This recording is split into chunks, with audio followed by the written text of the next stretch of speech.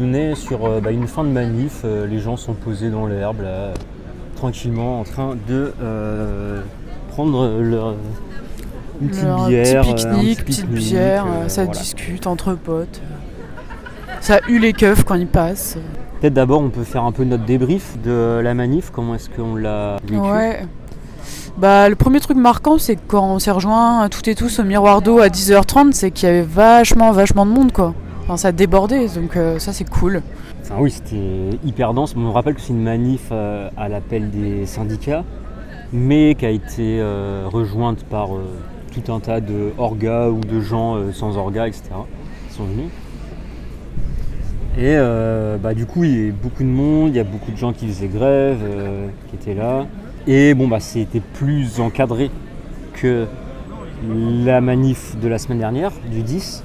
Parce que le 10, c'était pas toujours déclaré, machin, ça suivait pas forcément des parcours précis, etc. Alors que là, il y avait un parcours bien précis à suivre, etc. Et malgré ça, les keufs, ils ont foutu la merde. Bah oui, c'est Guillaume, un pote qui habite à Nantes depuis hyper longtemps, quoi, et qui a dit que quand il est passé à 50 otages, il avait jamais vu autant de flics, quoi. Qui attendaient, qui avaient totalement quadrillé la zone, et qui attendaient pour nous faire chier, et puis qui resserraient les rangs aussi pour essayer de créer une tension, quoi. Voilà, les prises de parole syndicales, plus ou moins intéressantes. Donc c'était... Bon, moi je critique un peu ce truc-là à chaque fois parce que c'est que des représentants syndicaux qui prennent la parole et qui racontent un peu toujours le même truc de constat de l'argent il n'est pas dans les bonnes poches, mais bon, si on est là c'est qu'on le sait et qu'on est là pour se mobiliser, donc est-ce qu'on n'irait pas un peu plus loin que juste faire le constat de temps en temps Bref, ça c'est un peu le truc qui m'énerve parfois avec les syndicats. Et puis il y a eu aussi la CGC.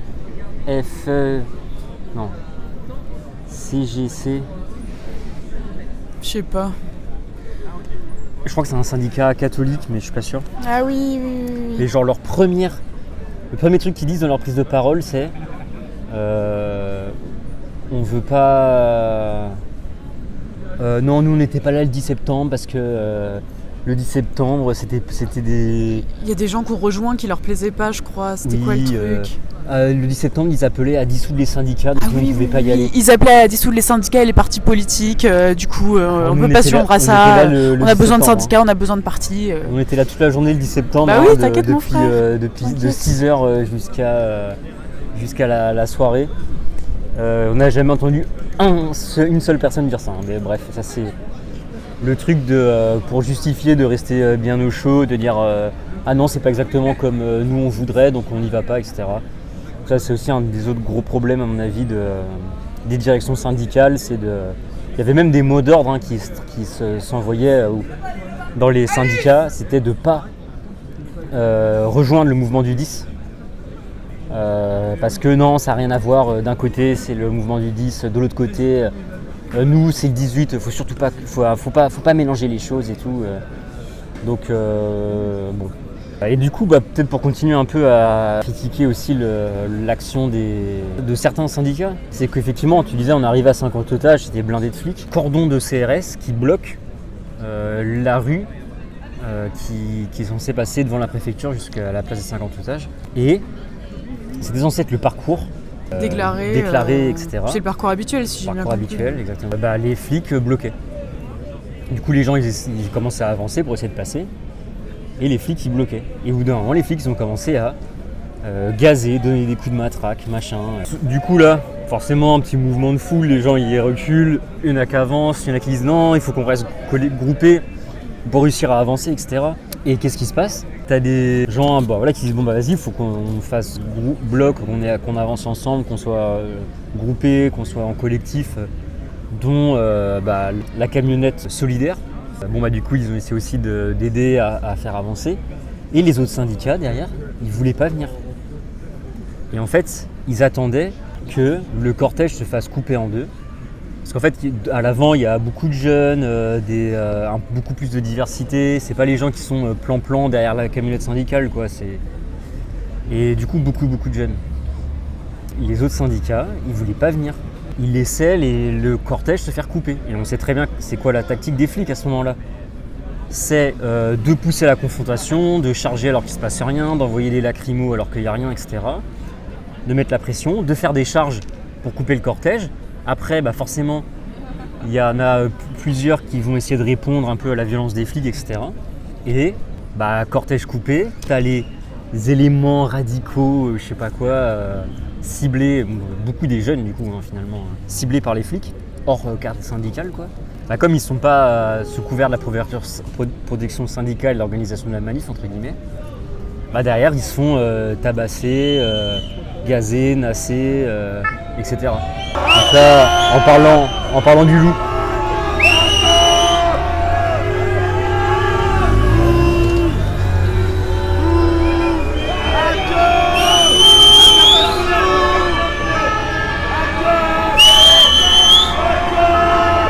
du coup, les gens très énervés du comportement de la police, bien sûr. Mais parce qu'en fait, à chaque fois, ils foutent la merde, quoi. On veut pas faire une manif tranquille à cause d'eux, en fait. Mais oui. Et après, donc voilà, les flics qui ont tenté de couper le cortège, qui ont tenté de vraiment faire l'escalade de la violence, etc. Et du coup, forcément, t'as tous les gens qui sont en famille, etc. Ils se barrent de la manif parce que c'est insupportable, en fait, pour eux.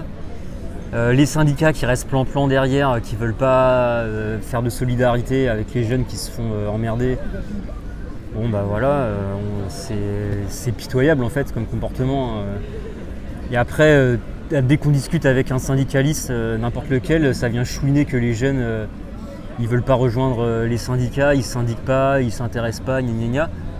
En fait, dès qu'il y a des jeunes qui se mobilisent, qui sont dans l'action, vous leur chiez dessus, vous les envoyez comme chair à canon face aux keufs, désolé, mais vous les défendez pas. Votre rôle, c'est de défendre les gens qui sont en galère face au patron, face à l'État. Vous les défendez pas, vous les laissez se faire tabasser par les flics. C'est normal que les jeunes ils veulent pas rejoindre vos syndicats de merde. Là. Vraiment, oui, moi, les syndicalistes qui disent on comprend pas pourquoi il n'y a pas de jeunes, nanana. Alors que dès qu'il y a des jeunes, ils les méprisent, ils contestent leur mode d'action. C'est ridicule, vraiment, ça m'énerve au plus haut point. Donc, respect à Sud, solidaire. Sud qui fait partie du groupe Solidaire, je crois. Solidaire, c'est plus une association de syndicats. Donc, si vous cherchez c'est quoi on va dire le syndicat de masse le plus basé, c'est Solidaire. Donc Solidaire qu'il faut rejoindre. Mais après, voilà, syndiquez-vous quand même, c'est important, mais n'écoutez pas vos directions syndicales. Et déborder les directions syndicales. Après, on a réussi malgré tout à continuer, malgré la violence policière. En fait, au bout d'un moment, les gens ils sont quand même regroupés. Et on a réussi à reprendre la manif, à reprendre la marche. Et ça a été, quoi. C'est leur objectif aussi de disperser, mais voilà, en fait, à chaque étape, tu perds du monde, tu perds de la diversité des gens qui sont là, qui étaient là au début. Donc ouais, pour avoir un aperçu de la diversité des gens qu'il y a, il faut être là à 10h30 miroir d'eau, quoi. Oui, voilà. Puis c'est vrai que tu as le ressentiment contre les keufs qui est nourri, quoi, parce que l'injustice de la façon dont fonctionne la police, ça rend fou. Et le fait qu'ils aillent tout le temps à la confrontation et qu'on voit très bien qu'ils ne défendent pas les intérêts du peuple, mais les intérêts des puissants, pareil, ça fait que c'est des ennemis de classe. Ils défendent les dominants tout le temps. Et puis même la façon dont ils font peur aux jeunes. Enfin là, je crois qu'il y a un lycée à Nantes qui devait être bloqué. Et il y avait des camions de CRS qui bloquaient carrément. Et en vrai, ça, tu portes atteinte à leur liberté de manifester. Donc c'est grave en vrai. Et ça contribue à ce que les flics fassent peur aux jeunes dès le plus jeune âge, quoi. C'est horrible. C'est pas ceux qui sont là pour te protéger, quoi. On savait depuis longtemps, mais c'est de pire en pire, on a l'impression. La police qui nourrit la haine contre elle, quoi. Et du coup, je passe en speed, force à vous. Situation tendue à Toulouse, les lycéens se faisaient persécuter ce matin par la police. C'est pareil partout dans la France. Merci pour la force stalactique. Beaucoup de tensions et c'est le but de la répression, c'est aussi de décourager les gens de venir, décourager les gens de continuer. Et en fait, le fait de voir les flics en toute armure surarmés, qui utilisent des armes, hein, vraiment, les matraques, les grenades, les lacrymos, etc. C'est fait pour faire peur. C'est fait pour faire peur parce qu'on n'est pas dangereux. Concrètement, on n'est pas dangereux, on va rien faire. On va vraiment rien faire. Mais effectivement, là, à chaque fois qu'on a affaire à la police, et le problème c'est que voilà, là, une des premières manifs du mouvement, répression immédiate alors qu'il ne se passe rien. Du coup, qu'est-ce qui va se passer ? Tu vas avoir la moitié des gens qui vont avoir peur, ils vont plus avoir envie de revenir. Ils vont alors transmettre la peur aux gens proches d'eux en mode « Ah, il y a eu ci, il y a eu ça, nana », parce que c'était traumatisant, du coup ils ont besoin d'en parler. Du coup, ceux qui hésitaient à venir parce qu'ils avaient peur, ils vont pas y venir du tout parce qu'ils ont juste peur. Alors que il faut venir quand même, faut pas se laisser gouverner par la peur. Les autres qui reviennent, ils vont revenir, mais ils vont détester la police, à raison, parce que la police est détestable dans leur action et dans leur fonctionnement, et ça va être un ressentiment justifié sûrement, mais en tout cas un ressentiment qui va être existant les prochaines manifs. Et du coup, qu'est-ce qui va se passer ? Au moindre contact, les gens ils vont peut-être avoir plus envie d'en découdre avec les flics. Et est-ce que ça va faire comme avec les gilets jaunes ou ça va tourner à la confrontation avec les flics à chaque manif ? C'est possible, hein. Mais c'est comme ça que ça se crée en fait. C'est les flics qui, par leur violence, créent le ressentiment et la haine contre eux. Et derrière, ça nourrit la tension et les gens, ils veulent en découdre avec les flics. Et du coup, il y en a qui arrivent parce qu'ils se sont fait démonter la fois d'avant. Et la fois d'après, ils reviennent en disant cette fois-ci, on va leur mettre la misère, quoi. Et moi, je peux pas leur en vouloir, les gens qui font ça et qui pensent ça. Vraiment, je peux pas leur en vouloir. Bon, je suis allée voir des petits jeunes qui étaient à côté, là, en train de faire un pique-nique sur l'herbe. Et ils sont tout jeunes, je crois que c'est des collégiens. Et 3 mots d'ordre. La police est là que pour faire chier le monde. Taxer les riches. La paix dans le monde. Et la police. Et la police fait chier le monde. Ah, j'avais pas dit taxer les riches. Oui, il m'a dit taxer les riches. Après, t'as vu, on est jeunes et tout, on sait pas encore trop, machin. Ah, c'est mignon. Oui, c'était mignon. Il y a toujours cet espoir secret pour peut-être finir le truc sur la police, tu vois, de se dire, peut-être qu'à un moment, la police, ils vont comprendre qu'ils sont au service des méchants, là. Peut-être qu'ils vont se dire, non, en fait, si on veut défendre le peuple, on pose les casques, quoi. Mais le truc, c'est que la police, ils sont radicalisés à l'extrême droite aujourd'hui. La police, leur ambition, c'est un État fasciste. Ils sont tellement puissants, leurs syndicats sont tellement puissants, tellement que la colère sociale est forte, l'État, il tient quasiment que par la police. Si jamais la police fait plus la défense de l'État, les révoltes, elles vont obtenir des choses, concrètement. Du coup, dès qu'ils font des mouvements de revendication, c'est écouté tout de suite, quoi. Plus ça va, plus on va arriver dans un état policier où c'est eux qui vont être aux manettes. Si on laisse l'extrême droite continuer à arriver au pouvoir avec des retaillots, des mecs comme ça. Est-ce que la police est aussi liée aux missives politiques ? Oui, bien sûr. Ordonnée par les politiques. Oui, la police est sous le contrôle de la politique. C'est le ministère de l'Intérieur qui donne les ordres, etc. Et c'est parce qu'on a Retailleau qui a pour mission de casser le mouvement et d'empêcher les blocages, qu'on a autant de répression avant même qu'il y ait la moindre action. Là, c'est particulièrement énervé, c'est parce que c'est des ordres qui viennent de Retailleau. Heureusement, ils sont encore sous le contrôle de la République, mais aujourd'hui, il y a quand même une grande proportion des policiers et des syndicats de police qui sont gangrénés par l'extrême droite. Et eux, un État plus autoritaire, avec moins de liberté, plus de contrôle, etc., c'est leur objectif. Et aussi, surtout, tabasser les gauchistes, diminuer les droits des femmes, des étrangers, etc., quoi. Le fascisme, on connaît. Ils ont un rapport de force qui est en leur faveur. Parce qu'on voit bien qu'aujourd'hui, s'il n'y avait pas de police, on irait faire des énormes blocages partout. On le ferait, clairement. Ça, c'est sûr et certain. On irait saccager des banques. On ferait plein de trucs. Il y aurait plein de mouvements dans tous les sens, tu vois. Il y aurait des blocages de la circulation, des blocages des gares, des blocages des aéroports, des blocages des chaînes d'approvisionnement. Il y aurait tout ça qui se passerait si la police ne réprimait pas. C'est sûr et certain. Donc là, aujourd'hui, l'ordre, il tient que par la violence policière. Donc c'est pour ça que si les policiers disent « Attention, si vous ne voulez pas nous donner ci, nous donner ça, nous, on arrête. » Du coup, les responsables politiques sont obligés de céder aux revendications policières. Et c'est pour ça qu'ils ont beaucoup de pouvoir. Et aujourd'hui, on a à chaque fois les ministres de l'Intérieur, les uns après les autres, qui cèdent de plus en plus de trucs à la police, tu vois. C'est un peu terrifiant, mais si c'est carrément un gouvernement d'extrême droite au pouvoir, ce sera encore pire. Ce sera clairement encore pire en termes de gestion policière. Je me demande ce qu'ils votent les flics. Je sais que statistiquement, il y a une énorme surreprésentation du vote RN Chez les policiers. chez les policiers. Ouais. Ça, c'est une anecdote de manif que j'ai de... La dernière manif que j'ai fait avant le Covid avec les Gilets jaunes, c'était la manif la plus violente que j'ai jamais faite. Il y a eu des moments où les policiers, la police, donc CRS, tout comme ça, étaient hyper violents, mais vraiment hyper violents. Et c'est les gendarmes qui étaient là aussi, qui sont allés les calmer et qui sont allés se mettre devant eux, à limite prendre les coups à la place des gens face au CRS. Il y a eu une tension gendarme vs CRS.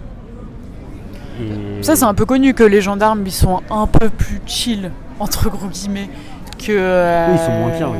Ils sont moins pires, ouais, que les flics. Peut-être parce qu'ils ont des formations, peut-être qu'ils sont mieux formés. C'est des militaires, les gendarmes, je crois. Ouais. Ouais. Ils sont beaucoup mieux Peut-être formés. qu'ils sont Ouais. mieux formés, ouais.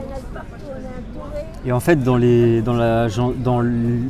l'armée, il y a deux courants politiques, on va dire, dans l'armée. Tu as les pétainistes et les républicains. C'est-à-dire que tu as les pétainistes qui sont des fachos, quoi, qui veulent contrôle militaire de la population, contrôle de la police aussi, enfin, que la police aussi contrôle la population, etc. Enfin voilà, des pétainistes, quoi. Je ne fais pas le détail. Et les républicains de l'autre côté, qui du coup eux sont vraiment en mode non, on est censé servir les institutions républicaines, on est aux ordres de la République, etc. La République qui représente le peuple, etc. Et du coup, eux, entre guillemets, quel que soit le gouvernement, ils vont être aux ordres du gouvernement, tu vois. Alors qu'autant les syndicats de police, machin, eux, ils vont aller contester l'ordre judiciaire, par exemple, ce genre de trucs qui peuvent être vraiment bizarres. Normalement, les militaires, on peut, entre guillemets, plus compter sur eux. Donc ce qui est peut-être un peu rassurant aussi, quelque part, de se dire qu'on n'est pas normalement sous le coup d'un coup d'état militaire en France, quoi. La police, encore une fois, qui dégoûte tout le monde. Là, il y a une dame qui est à la rue, qui vient de dire qu'elle avait 20 ans de rue et qui lui était jamais arrivé rien de malheureux, à part les flics. Bon, c'est peut-être un peu abusé, mais c'est ce que la bribe de conversation que je viens d'entendre. Les clodos qui se font réveiller à coups de bottes de flics le matin parce qu'ils sont pas dans des endroits, genre ils sont à l'entrée des Galeries Lafayette et tout. C'est terrible. C'est terrible. C'est terrible. Alors, en tant que femme dans la rue, il peut t'arriver tellement de trucs. Et là, ce qu'elle dit, c'est que c'est quand même les flics qui lui posent le plus de problèmes, alors que c'est ceux qui sont censés la protéger comme d'hab. Mais voilà. Voilà, c'est bien triste, c'est bien triste. Donc voilà, il reste plus grand monde. Les syndicats, ils font pas 10 minutes de plus dans la grève non plus. Hein. Une fois qu'ils ont atteint leur heure de fin de manif, c'est terminé. Hein.